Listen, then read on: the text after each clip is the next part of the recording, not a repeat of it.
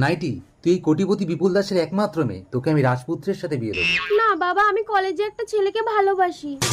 বাবু, আপনাদের পায়খানা পরিষ্কার করে দিয়েছি। নাইটি, যা তো মা, ওকে 100 টাকাটা দিয়ে তো। আরে ছুস না, ও ম্যাথো।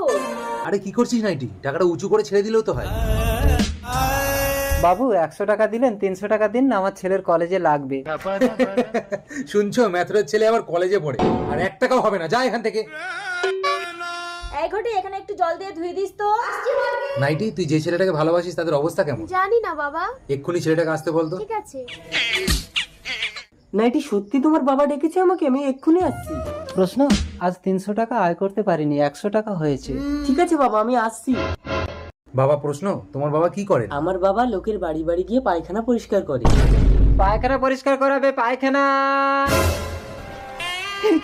আমার ছেলেকে কে মারলো? প্রশ্ন, কথা বল খোকা।